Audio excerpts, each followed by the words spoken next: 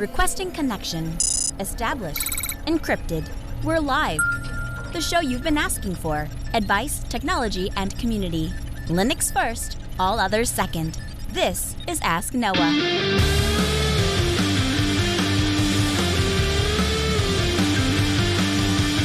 Live from Multispeed Technologies, the Ask Noah show starts right now. This is the show where we came to do all the things on Linux they said couldn't be done and take your questions on how to do the same. The phone lines are open this hour. To be a part of the program, it is a free call, 1-855-450-NOAH. That's 1-855-450-6624, or send an email to live@asknoahshow.com. My name is Noah Chalaya. I am your host. Delighted to be here with you as another episode of the Ask Noah show kicks off this hour. Joining me, my co-host, Mr. Steve Ovens. Welcome in, sir. Good evening, Noah. How are you going? I am doing, if I was doing any better, there'd be two of me. That's my new line. Okay. The world is not ready for that, Steve. The world is not ready for that. I don't know. I could handle some more, Noah. Here's I think what I'm learning. What I'm learning is that there is a never-ending shortage of problems and things. It's a function of intentionally choosing what you're going to say yes to. And I think, without going into a whole lot of details, both of us are sharing parallel experiences in our own ways of doing that, and helping others to recognize the time constraints that come when you're only willing to say yes to so many things. Yes. Accurate. All right, we shorted people on feedback last week, so is it cool if we dig right into it? Yeah, let's do it. Our first email comes in from Brandon. Brandon says, "Hey guys, I've been selling phone systems to small business in my area, and part of that involves making sure we comply with the FCC's redundancy requirements. To cover that, I've been using Cradlepoint as my backup internet option. The issue I've been running into is that most carriers, even business account, make it tough to add multiple data lines. Once you get beyond 5 to 10 lines, they start pushing you towards expensive tiers that you'll need a separate account because you've hit the max number of lines.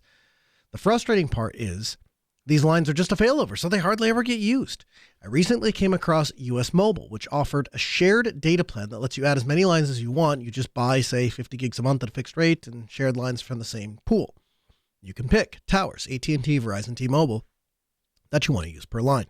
I'm going to test it out and report back in a couple of months, but I wanted to see if you guys have any recommendations for affordable failover internet solutions. So, Steve, have you run into this? I suppose this is probably outside of your normal bread and butter, but perhaps you've run into this in the wild, so to speak, and seen what other people are doing. You know, I was giving this some thought when this email came in, and for all of the people that I know are doing redundant things outside of like enterprises, I don't really know anybody that's doing redundant internet. I know a couple of people that have like a little hotspot or like a USB, like in Canada, we used to call them rocket sticks for some reason. I know a few people that have that, but that's not even really failover internet. That's like last ditch, need to have something because the limitations on those devices are usually so high. Mm-hmm. I think that probably works in his case, right? Because, I mean, effectively what he's really talking about is somebody picks up the phone to dial 911, the internet goes out, you want them to have a way to still dial 911, right? Yeah, I suppose that would work. And you can either load balance across them, or there's a lot of network devices that allow you to plug in a USB stick and then will use it as the fallback device. Here's, I think, the way that I would approach solving this problem if I woke up in Brandon's shoes. I think the first thing I would do is I would reach out to a company that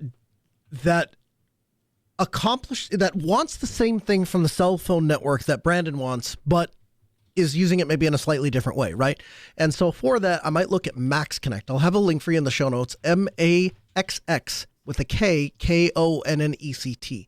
And what Max Connect is effectively, there was a guy who said, I need to have LTE, I need cell phone service, but I need it for mission critical type things where I can't go into an arena and have like other people kick me off the network because there's just 1,000 people with a cell phone. And so he started reaching out to the cell phone companies, and what he found is there is actually different tiers of customers. There's a tier 1 customer, which is like first responders, emergency personnel, those sorts of things. and their phones are able to connect with a different priority than just Joe Schmo who's there and trying to connect to Instagram. And so he went to the cell phone companies and he said, hey, I am not a first responder, so I don't think I would qualify for that, but I want prioritized access to your network. How do I do that, yo? And they came back and said, yeah, I mean, everything's for sale for a price, and came back. And so both, I think all three of them, Verizon, T-Mobile, and TNT, all came back and said, we'll get you a thing and we'll make it so that you can make your little, what he does is he does it for essentially broadcast stuff, but you could do it for anything if you're willing to sign an agreement for them. Now, I'm not necessarily suggesting that you go to all three providers and say, I want to sign agreements to have a bajillion devices. But what I might do is go get with one of their sales rep and explain to them what you're trying to do. Hey, I'm going to be signing customers up.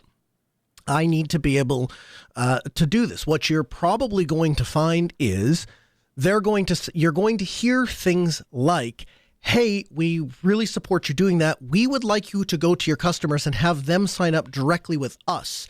And we would like the account to be in their name, and we would like to establish a direct relationship, and it would work that way. If you want to be the middleman, if you want to be the person in there, we're going to require you to spend X or sign up Y or agree to Z. Anything in between there. And so that might be an opportunity to explore that.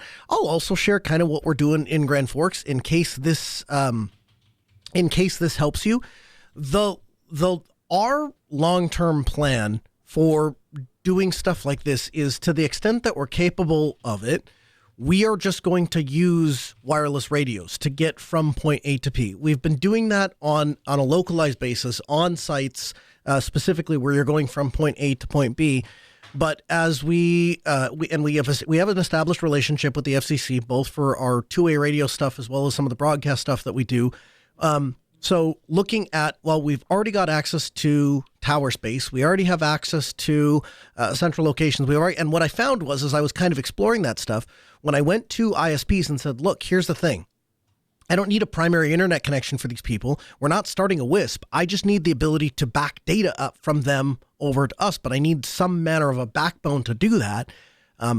Would you be willing to do that? What I found out was every ISP has a department or a thing where they negotiate those things with you. And then they'll say, like, well, how much data do you want to buy? And what do you think you're going to be using? And how many people are going to be connected to it? And those sorts of things. And so if it works with traditional ISPs, I strongly suspect there's a way to do that directly with the cell phone carriers. It's probably a function of having the right conversation with the right person. I'm guessing what you're looking at, you're running into the, hey, I have a business and I need 15 phones. The other thing is the limit in here that you have. He said that he runs into, he's running into problems, I think it's 10 to 15, right? I will tell you, I know, once you get beyond 5 to 10 lines, they start pushing you towards expensive tiers or telling you you'll need a separate account because you've hit the max things. I'm 100% sure I've worked with businesses that have more than that have more than 10 lines. I don't know what you mean exactly when you say more expensive tiers. And so maybe that's something to look into, or balance between the three, too, right? You go to one and say, hey, they offered me this. Can you do any better? And see if you can pit one against another. But hopefully those will give you some options to explore, and you can check out and report back. Let us know what you find. Frederick writes in and says, I've been using IPFire for some time off and on. I just wonder why none of the tech shows ever talk about it. So, Steve, what are your thoughts, if any, with IPFire? So I guess part of it is I get entrenched in things. So not exactly vendor lock-in, but I've been using pfSense for longer than I've been married. And so it kind of got entrenched. And honestly, when I'm thinking about let's say core utilities like that, it does the job and I don't think about it. And aside from, I've gotten more demanding in the last couple of years, and that has led to a little bit more dissatisfaction. But in general, I have zero complaints with pfSense. And so it's one of those things is like, I know there are other options out there, but what is the payoff for me? And I haven't been able to come up with a legitimate reason to consider, because like it's a firewall. I don't distro hop my firewall. Yeah, I'd almost 100% mirror everything you said. The biggest thing for me is network effect, right? So any firewall will do 90% of the jobs, no problem. And I have no doubt that IP-Fire does the same. The issue becomes when something doesn't work, when you need to know how to do something, how quickly will you arrive at the answer? And I feel like the more esoteric or the more out there you are, the more nuanced you are, the harder is going to be. I've looked at it before. I'll be honest with you, my initial reaction was I wasn't blown away by the UI. I wasn't blown away with the feature set. And if there are projects that are in that same space that are more appealing to me. So you mentioned pfSense, they're kind of the 800-pound gorilla in the open source firewall appliance space. But if I was to move from something, it'd probably be OpenSense. It's what I've moved to at my house. It's what our long-term plan is, I think, to move clients at Altispeed once we internally get really comfortable with it. And then if I was looking for a Swiss Army knife, I'd be reaching for, where would I draw the line here? I would say, I guess here's what I would say. I would say that if it's anything business related, OpenSense, if it's Swiss Army knife, or if it's I'm looking for one-off utility style application, those sorts of things, that's where I've started to reach for OpenWRT lately. Just because it's a one size fits all thing. You can run it on a huge firewall appliance. You can run it on a $30 pre-built thing that comes from Amazon.com, known as the Banana, and everything in between. And so you can reflash old devices on it. So it seems like a bigger hammer or a wider hammer, I guess, and so I can hit more things.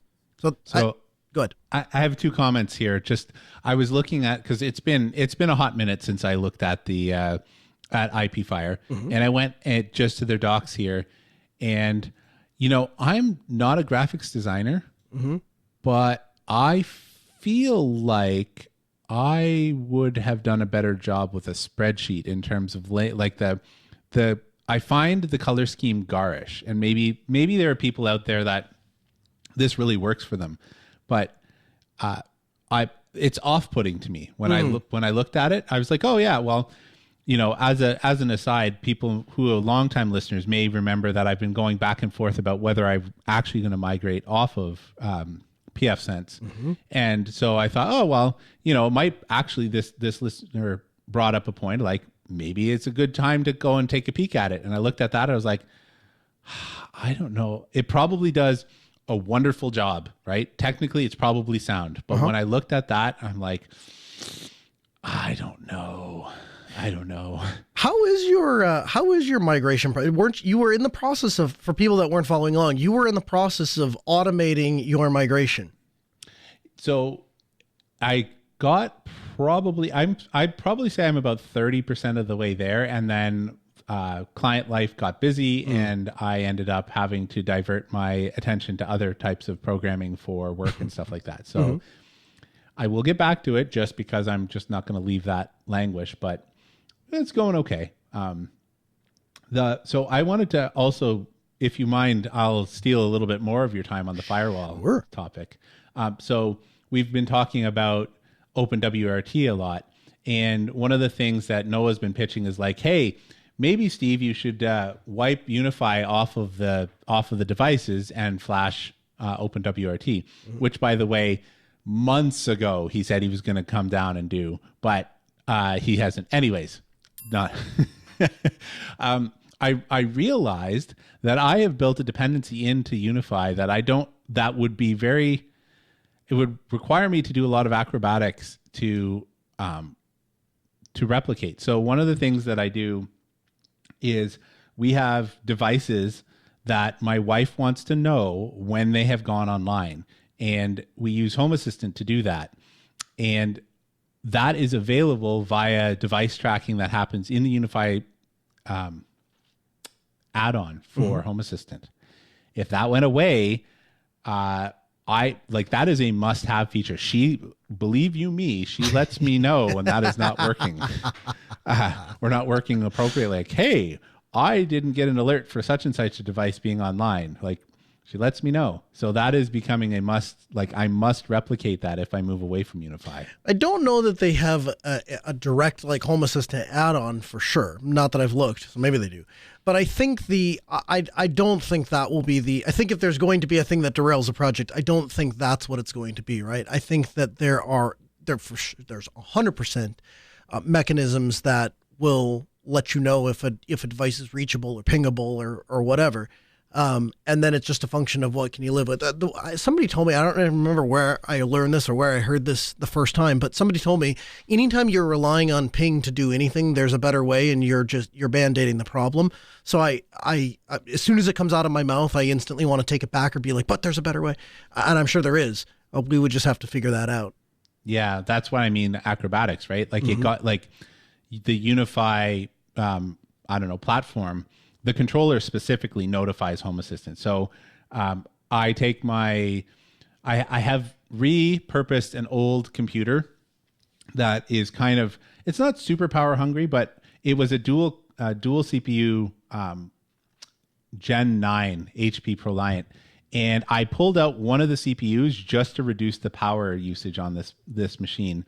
And so I shut it down every night, and I've moved what I consider non-critical or things that I don't need when we go to bed. So about 8:30 or so, I get a Home Assistant pop-up says, hey, do you want to shut this machine down? And if I give it the thumbs up, it'll go through the automation and shut everything down. And Home Assistant brings it back up in the morning. And all that to say is I put Unify on there, and so it shuts down every night. And it was one of those things that it works. That's how I determined that it was the controller doing it, as opposed to Home Assistant, who is aware. Like Home Assistant also has access to my network equipment, and so it can track via like MAC addresses or whatever. But without the Unify controller online, that status of home or away for a device doesn't show up in Home Assistant, and my automations don't fire. It'd be interesting to look at the built-in device tracker of Home Assistant, and I haven't looked at it recently enough to remember. I know that there's one that looks at the app, but for some reason I was thinking there was a way for Home Assistant to be aware of other devices as well that are connected to the network. Maybe not. Maybe I'm misremembering. I have that coming in by the Unify controller add-on. So, well, we'll add that to the list of the things to knock out, I suppose. Exactly. Our third email from Josh comes in, and he says, my biggest plus for Fastmail is that it does one thing and does it well. That's email. Proton tries to do too many things, and it shows. I've been a Fastmail user for many years and will continue to support their efforts as long as they stick to one thing and continue to do it well. Josh. So Steve, do you have any thoughts by way of where there are, if you were to be extraordinarily critical, where there's maybe some shortcomings with Proton, or when you look at Proton, you're like, from my perspective, it does everything what I expected to do just fine? So I've heard from other listeners that it has gone down, or there's been some reliability issues. Between my wife and I, and again, that would be something she would mention to me, knowing that I couldn't fix it, but that I like to know these things. Neither one of us have suffered any of the outages. Like, my barometer is her. If she says my email doesn't send, or I don't receive email, or something isn't functioning properly, that's my barometer. I don't get any of those pings. I also don't miss emails or anything like that. And so the listener writes in and essentially says, like, hey, Proton Mail does a whole bunch of other things other than just email. And that's true. I just don't use any of it. So I can't even talk to what that's like. But for me, I've had zero downtime with or if I've had downtime, I never noticed it. How about I put it like that? Mm-hmm. I'm in the same boat. I don't expect anything from Proton Mail other than delivering my email. There are, I would say from a business standpoint, the ability to do, like, one of the features that, and if it's there in Proton Mail and I just am missing it or something, by all means, please, Steve or somebody else correct me. But like, so like front desk, right? And they'll want like a front desk email, and then it delivers to these 5 people, and then this thing, and that delivers to these people, in like groups of things, Like groups an of email. aliases. You're talking about email, like a distribution group. Yeah, exactly, something like that. And so that is something that it's completely free in Fastmail. Google is the second, what I would call worst offender, so to speak, insofar as you can do aliases, but they have to be tied to specific users instead of like, here's the alias and then it goes to these people or whatever. So that's not ideal just from us. It's a real pain in the patuckus when somebody quits and then, okay, well, we got to get rid of this person and then all their things or whatever, and then moving it all over to the next, rather than just, oh, this is the person that's replacing him, add them to the list, you're done. So there's like little stuff like that, but from a personal standpoint or usability standpoint, or certainly like the end user standpoint, as far as like checking the email and stuff, the only thing I've ever noticed that's even remotely inconvenient, and again, you're not a Proton customer if you didn't know this going in, encryption, right? Encryption adds an extra thing. If you're doing everything in the web browser, no problems. If you're going to do things in the web browser, or if you want to use Thunderbird with it, you're going to have to use a bridge. And if you're not willing to do that, or you don't, or that you find that to be problematic, then I can see how you would look at it and say, oh, I feel like it's not complete, or it's not dialed in, or whatever. So there's some predictable things that I think are there, but even if I was being hypercritical, I would struggle to find too much that I really don't think is baked with Proton. And I would also say, I think they only started building those other things after they got Proton Mail dialed in. Yeah, that was my perception as well. I couldn't honestly say I don't track because I'm not excited for those things. I'm not tracking them, but yeah, just a real-time follow-up. I'm paying member of Proton Mail, and we have we ported our domains in there from whatever. I do not have access to groups. So you're correct. You have to be in the, what do they call it? The Mail Professional Proton Business Suite or Visionary plans in order to be in a group for to create groups for emails and stuff. So take that for what it's worth. But the other thing is I always tell you is just from a principle level, Proton cares about your privacy a heck of a lot more than Fastmail does. And I say that as a very proud and happy subscriber of Fastmail. Well, I have both. I'm a subscriber of both for different things. And I recommend both for different reasons. So, but Fastmail, again, Australian company, Five Eyes Network, they won't sell your data, and it's functional, but just that's kind of where it ends. Our fourth email comes in from Paul. Paul writes and says, hey, Noah and Steve, I think Ryan suggested the Framework 12-inch after Steve was talking about his wife's laptop. Oh, I think we covered this. Maybe we covered this. And then we said, hey, your wife doesn't use or needs the touchscreen and all of that and doesn't want to spend $1,200. Yep.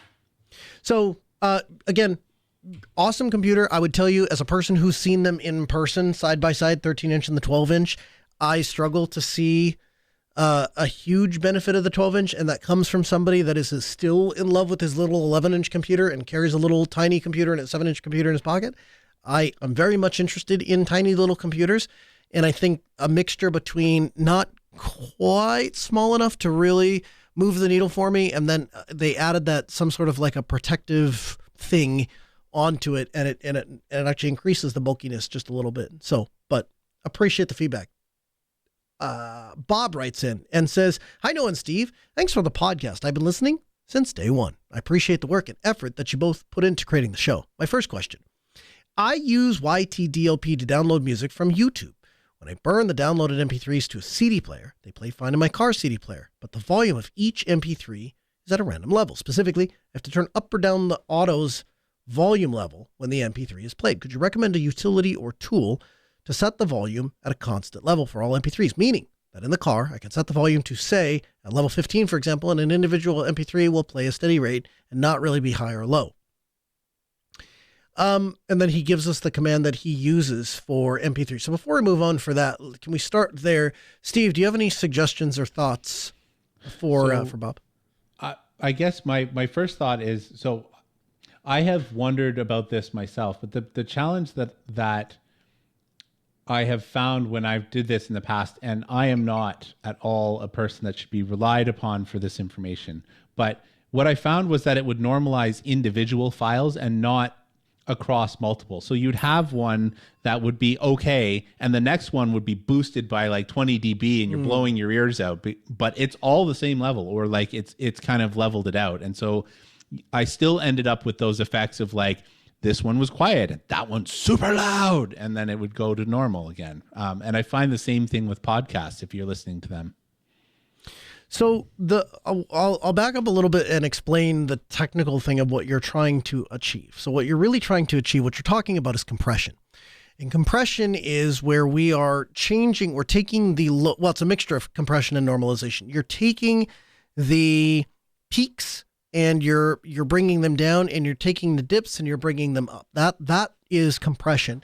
Then bringing it all to a consistent level is normalization. And so a mix of those two things is how you'll get your desired effects. Now, here's one thing you have to guard against. In the radio industry, for example, there is this idea that you should just smash everything and it all just turns into one gigantic block, right? And you can hear it. If you know what you're listening for, you listen to the radio. They want everything to be as loud as possible, constantly loud as possible. They want as very little fluctuation, those sorts of things. And that's great if your goal is to make a signal go as far as possible, modulation, all the things. That is not ideal if you're looking for dynamic range. That is to say, if you listen for, a good example of this would be classical music. You want to listen to classical music in your car. There is going to be a wide dynamic range from the softest passages to the loudest passages. If you do that, if you just compress the bejeebers out of the whole thing until it turns into one gigantic block, it'll all be the same level, but you're going to lose a lot of the characteristics. And so I share all of that to share that compression is like, this is maybe a little controversial, but it's like makeup or lipstick or those sorts of things. It's best when you can't really tell that it's been applied. Now, there's a number of things that we could do, or tools that we could point you in that will do normalization, compression, those sorts of things. Audacity, Reaper, number of them. But I would suggest you start with good old FFmpeg. I've got a nice one-liner for you in the show notes. You'll find those at podcast.asknoahshow.com. But basically, FFmpeg, TACI input file, TAC filter audio, and then loud norm. All one word, loud norm, loudness normalization, and then the file, output.mp4. And Bob's your uncle. You should take a file that is not normalized from input.mp4 and output.mp4 and normalize it. So I'd start there, and then when that doesn't scratch your itch, or when that doesn't get it to where you need to be and you want more fine-grained control, then I would bring it into like an Audacity sort of a thing. And if you mentioned music, so I'm or from YouTube, so I'm giving it to you with MP4, but obviously it's music if you want to go FLAC or WAV, whatever floats your boat. Chris writes in and with a question about TrueNAS and Frigate. Aloha, Noah and Steve from Hawaii. I had a question about Tailscale. I have a Zima Cube Pro with TrueNAS. I can reach my TrueNAS with no problems away from my house. I set up Frigate NVR with 6 cameras, and I can reach it also through the TrueNAS. But this is not what I want. I want to be able to use only the Tailscale IP address to reach the Frigate NVR app, or in the future, a Jellyfin app. The reason for this request is this NAS is running TrueNAS, and the Frigate will be going to another house in a different country, so I can keep an eye on it remotely for my mom. On the Tailscale webpage, I've added the screen grab of a few items attached. I turned on the subnet and exit node for TrueNAS. The local IP address is 10.2, and it gives it, and says the TrueNAS scale server, and my Frigate NVR is on the same IP port with, and he gives the port number. Frigate is up and running with no issues. I must be missing a step or two as I was configuring something else. I've used the Tailscale app from the Discover app, not a custom app with the same Frigate. I'm using this host path, and he gives that, when Tailscale is following the check also. I'm also using a USB Coral TPU to help speed things along. Would appreciate any suggestions or written comments you have that can put me in the right direction. If you need any additional information, let me know. So Steve, if you were to break this down into its raw components of what we're trying to achieve, how might you put all these pieces back together as opposed to just what's the, because the answer here is you would need to go dig into the networking in TrueNAS, which neither Steve or I are experts in. But if you were to take the same raw materials, raw pieces of the puzzle here, and maybe arrange them in a different way to get Chris an answer as to how to do this, how would you do that? Well, so like you said, TrueNAS is the X factor. I'm not exactly sure how it is getting traffic in to the, whether it's a set of firewall rules or whether it's doing a reverse proxy. Like, I don't actually understand how that is working. In general,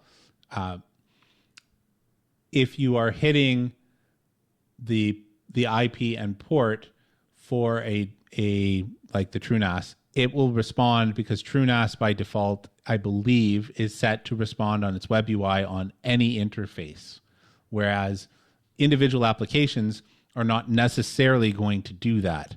So, for example, they might respond on localhost, and therefore, which is the most secure thing, right? So localhost, and then you've got a reverse proxy that's looking for a specific incoming URL, for example, and it will then forward the traffic into the container. That is a really, really common pattern. The other common pattern is for the container to lock itself to an interface instead of having all interfaces. And all of these could be reasons why when you can get to TrueNAS, but you can't get to the underlying containers underneath, it's got to do with the routing between TrueNAS itself and the containers and how it is actually forwarding that traffic based on where the traffic is coming in from. So there's a whole bunch there to untangle that is more like a 4-hour working session with a screen share than it is an email, unfortunately. It is somewhat complicated to try and untangle things with the level of knowledge that I have on how TrueNAS handles this. So if I woke up in Chris's shoes, one of the things that I think I would do is I would break this apart into a couple different pieces. If you're just wanting to do storage, that I would use TrueNAS for all day long and twice on Sunday. As soon as you tell me you want to start running things like Frigate, as soon as you tell me you want to perhaps one day run Jellyfin, as soon as you tell me you want to start moving this thing around and having it run in different places, I think that's the point where I say we split the file server from a virtual host, because now you really want two servers. If I was to break that down even further and you told me, no, Noah, you can't break it into two servers. You cannot use an Ubuntu base and run, or really whatever you want, Red Hat base, Ubuntu base, and run libvirt and run virtual servers and then have storage running over here. If you told me that's just out of the question, I have one box, make it work with one box, then I'm going to fall back to Steve's methodology, which is Ubuntu on the base and just ZFS on top, which, if I'm not mistaken, is how you're doing your file server today, isn't it? That is correct. My backup server is Arch, but yeah, the primary NAS is Ubuntu with ZFS. So I would do that. I would start there, and for a couple of reasons. First of all, all the building blocks necessary for TrueNAS are going to be available in Ubuntu. Samba shares and ZFS and snapshotting and all the things. The other thing is when you really start getting into the nuts and bolts of TrueNAS, there are some oversights. This was brought to my attention just a few weeks ago. TrueNAS doesn't have any real concept of hourly snapshots, right? You can take them, but you really can't do anything with them by way of moving them off and syncing them and those sorts of things. And once you get to the point where you want to do more stuff with snapshots and with ZFS, you're going to want to use things like Syncoid, and those are going to give you much more granular, fine-grained controls over managing your ZFS snapshots. So I think to some degree, you're going to get a better outcome as a file server, and you're going to clear the way for having a better experience with a virtual host. Now, if I told you, Steve, that you woke up, what are you using for your virtual host? Are you on a Red Hat thing now? I am. So on Red Hat, what is the way to create a bridge so that the VM client is getting an IP address on the network, just like if you plugged a physical server into the network, and then all of his port forwarding and or VPN Tailscale, all of the things are going to work exactly as he anticipates they would. Cockpit is magic. Black magic, but magic. Yes, I am a very big fan of cockpit networking specifically. Mm-hmm. What used to be a click through all of these things, and then 8 out of 10 times it just works, 2 out of 10 times you got to restart it, and then it'll work or whatever, is like it does things so quickly and without really any sort of effort on your part that Steve would describe it as magic. It is 100% magic. You somehow tell it, create me a bridge, and without breaking its connection, at least seemingly to you, it creates the bridge, ports the IP from the original interface onto the bridge, and then tells you everything is good. So hopefully that gives you something to scope out, to play with, to hang around. And then, Steve, I think you had something else you were going to bring to our attention with Tailscale. So this is more of a PSA because I was not aware of this because I sign into Tailscale with GitHub. I was trying to get my dad to get a Tailscale account so that I could share some stuff with him. And he uses his internet service provider's email address. And what happens, there is a known, let's say, bug in Tailscale where if you are using an email address from a big provider, it will just sign you into the Tailscale. So he got onto his ISP's Tailscale account, but couldn't do anything and kept getting weird errors like you need to pay more money to have more users because you've exceeded the users, and contact your administrator to do this sort of thing. And I went digging through and I found the post where someone else reported the same problem, and Tailscale had made the statement that yes, this is a known problem that they are looking to work through. And so that was one of those, So we had a workaround where I had him generate the Tailscale login request URL, and then he just sent it to me, and I logged him in through my account because ultimately we just wanted his computer on my Tailnet anyways.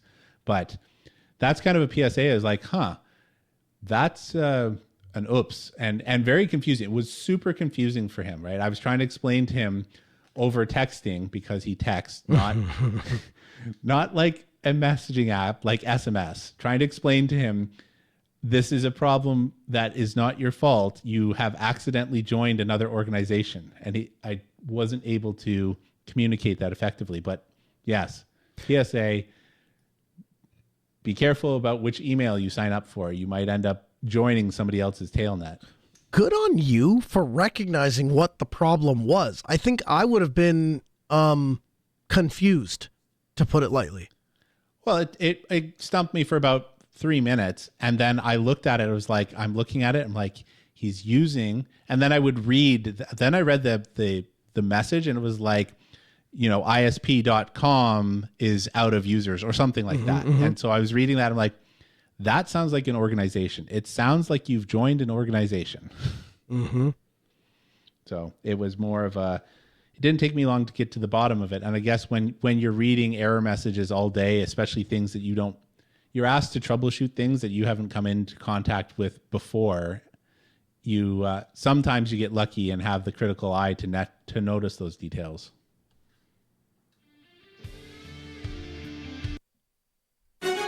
From the Linux Newswire newsroom, this is the Week in Review with JT. For the week of November 2nd, 2025, here's a Linux and open source news. Exim 4.99 is out. Squid 7.3 is available. Shotcut 25.10 is now out. Kodi 21.3 has been released. Version 15 of the Tor browser is now available. Rust 1.91 has been released. And the Qt team has announced the release of Qt Creator 18. In distro news, the SSS, the smallest server suite, version 50 is now available.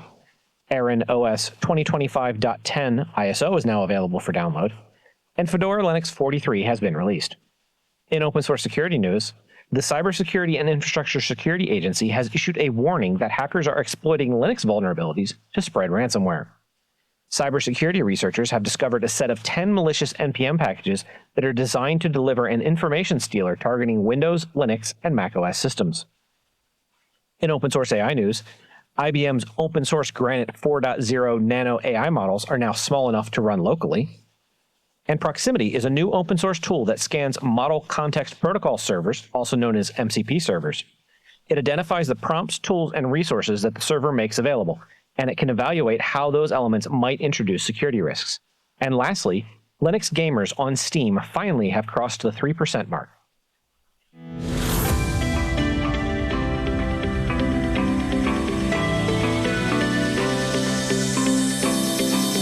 If you ask an LLM to explain its own reasoning process, it may simply confabulate a plausible sounding explanation for its actions based on text found in its training data.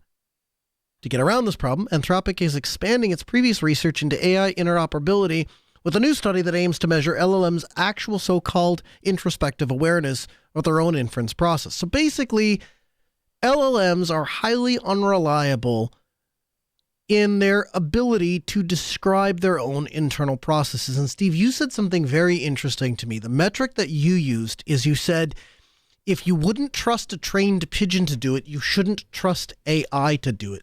Tell me about that.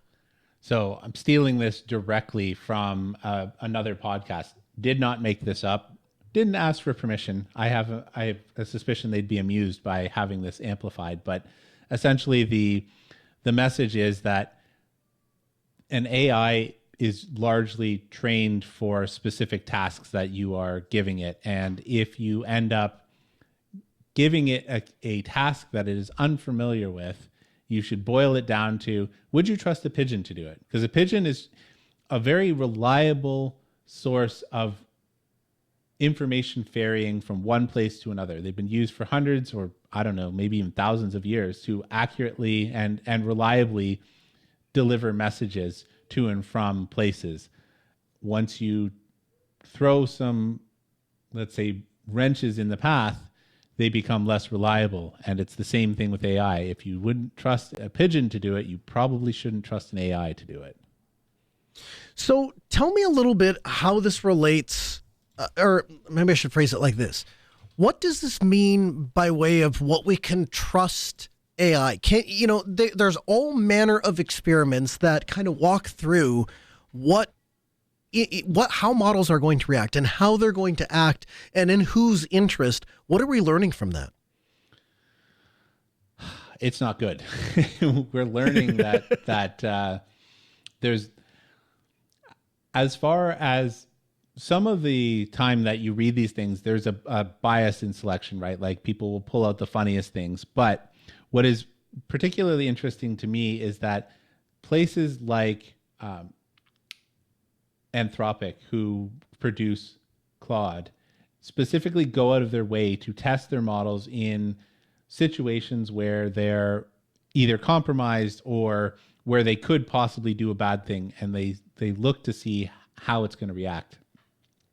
And then you get independent researchers who build off of this idea, and sometimes with funny results. So in one study, they found that if they put these LLMs inside of essentially a Roomba, for lack of a better way of putting it, and then they disconnected the charging unit, and once they got down, they gave them robot bodies. Yeah, essentially, they gave the robot bodies and tasks, and once the robots ended up running really low on batteries, they wanted to see what would happen.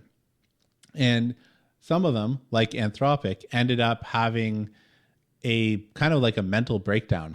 It started having an existential crisis of like, it would do you justice if you went and actually read through the articles that they publish themselves, because sometimes you have a hard time doing justice to just the level of comedy that some of the thought process is.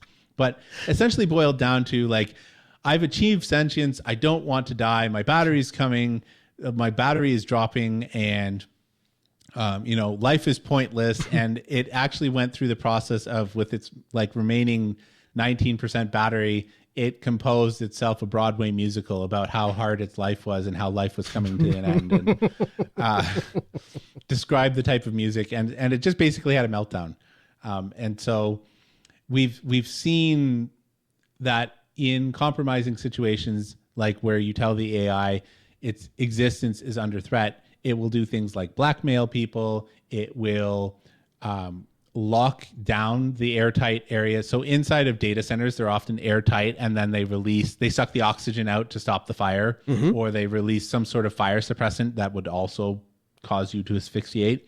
And they do things like suck the oxygen out of the room when there's a human present, and all of these sorts of things. And it's watching how they essentially hooked up monitors to the AI brain to watch how they're thinking and coming across these decision-making processes. It's really enlightening and funny and scary at the same time.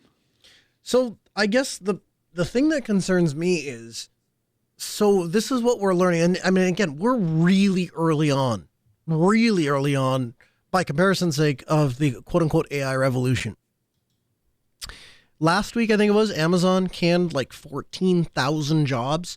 Walmart says they're going to basically stay the course. Goldman Sachs says they're going to stay the course. There's a whole list of companies that basically said, yeah, we're not going to hire. We're going to just carry on by way of AI. We think it can rise to the challenge. And so we're trading the humans for this. And I think the paramount question is, can you trust them? And what I'm hearing for you is no. Well, on top of the fact that, like, okay, let's say that we help train them out of some of these tendencies. And the other thing that should be stressed before we all go doom and gloom, it's funny, it's good to point and laugh at them. It's also a little bit scary, but we're specifically trying to put them in a situation, right, where they're backed into a wall and they have no good options. What are they going to do? So there is some little bit of nihilism there when you're already forcing the worst of the worst and see what they happen. Like, your option is to die or to do something less ethical, right? That's essentially what we're putting them in. But if you disregard all of that just because of the fact that, like, well, it's a completely sterile environment, we basically set these guys up to fail, so of course they're going to pick a bad thing. The other thing to consider is that the average model currently hallucinates between 33 and 48% of the time on average, and it's only increasing. The first wide-scale use from ChatGPT, for example, was hovering around 16%. So we've somewhere between double and tripled the amount of hallucinations we've had from the first mass release to now. And as the AI ends up consuming more data, the hallucinations. Wow, I can talk. Hallucinations. Thank you. The hallucinations are mathematically impossible to eliminate, according to the data scientists, not according to Steve. So it's one of those things that even if you completely write off the fact that we put them in a no-win situation, consider the fact that when you're querying these things, at best case scenario, about a third of the time, they're just straight up lying to you. Why is it increasing? I can understand why there's hallucinations. I can understand, but why is the rate changing? So the more parameters we feed in, the more data that you have to feed them to hit that. I forget what the actual correlation to the billions of parameters is, but it's something like, if you had, I think it was something in the effect of, like, if you have a 7 billion parameter model, you have to have 4 million books, like actual novel sized books, that you feed it for information in order to get it to that way. And as we increase the number of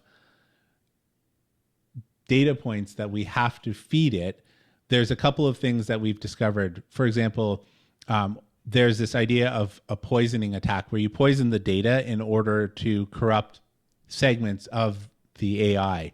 And what we thought was that it was kind of linear. So we thought that it was something like you needed 0.001% of the data to be corrupted, and that would just kind of scale. So if you needed 40,000 books that are terrible in order to poison like a 4 million book pile. We thought, oh, well, if we need 40 million, that means then you'd need to have 400,000 like bad sources in there. Turns out not the case.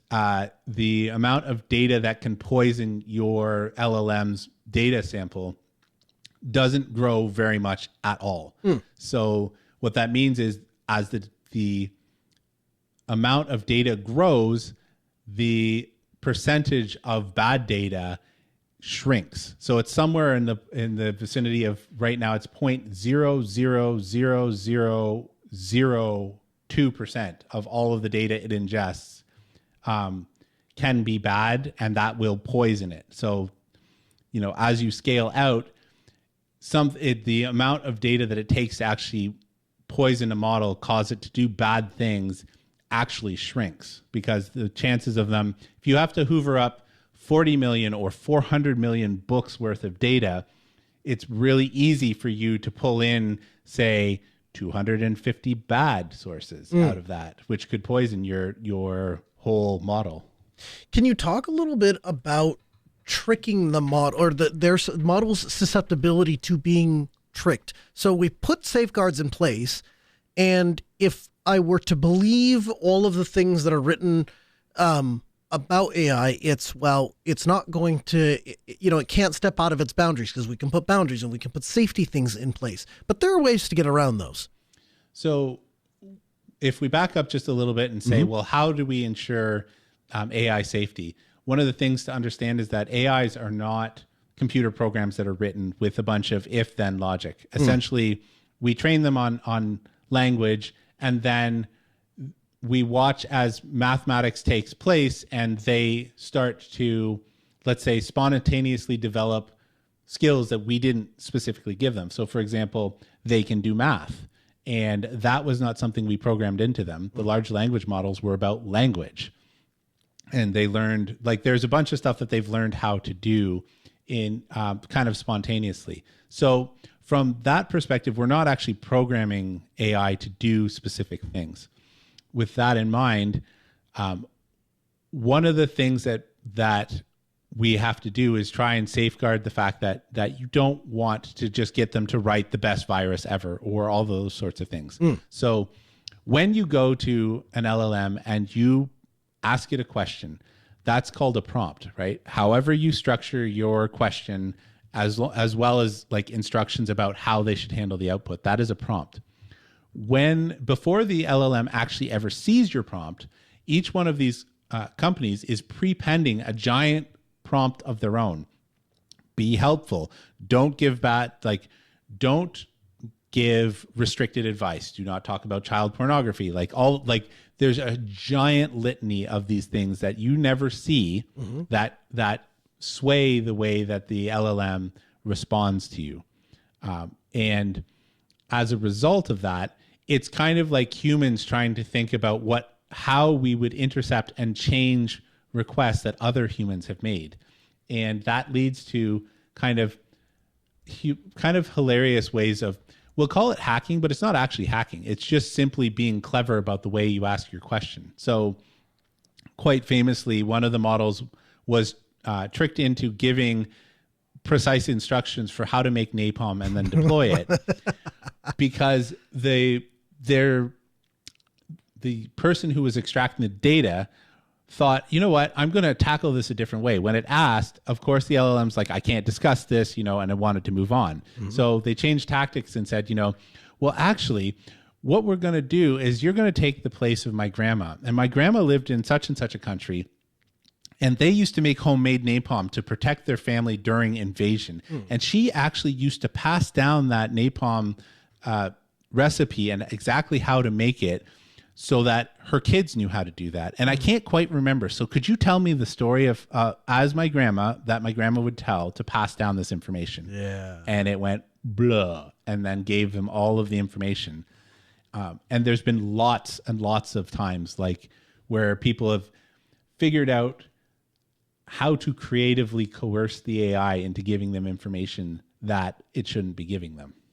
So you see this stuff on a daily basis. You work with this stuff on a daily basis. Do you get scared, or are you worried about the direction we're going in society, or do you think there's a light at the end of the tunnel that isn't an oncoming train? You know what? In some regard, this answer is going to turn some people off, but I believe that God is in ultimate control of everything, and the world is not going to end until it is the time for the world to end. And so whatever visits upon us, whatever stupidity we inflict upon ourselves, be it global warming or like T3 sentient AIs that are going to kill half of humanity, or whatever it is, we're going to do stupid things to ourselves, but it's not going to be the end until it's the time for it to be the end. And so in some regard, it's the same thing that I dislike the way that copyright law goes, or how we're being trapped into types of payment that tracks you everywhere. But at some point, like, you just have to give it up, and you do what you can, and that's all you can do. It's the sentient AI Roombas, Steve. They're going to come for you. Possibly. Hey, the music in our ears means we're out of time. I thank you for joining us. We record the show every Tuesday at 6 p.m. Central. Can't catch it live? That's okay. Head over to podcast.asknoahshow.com and go all the way back to episode 1. We're back next Tuesday, 6 p.m. Central, asknoahshow.com.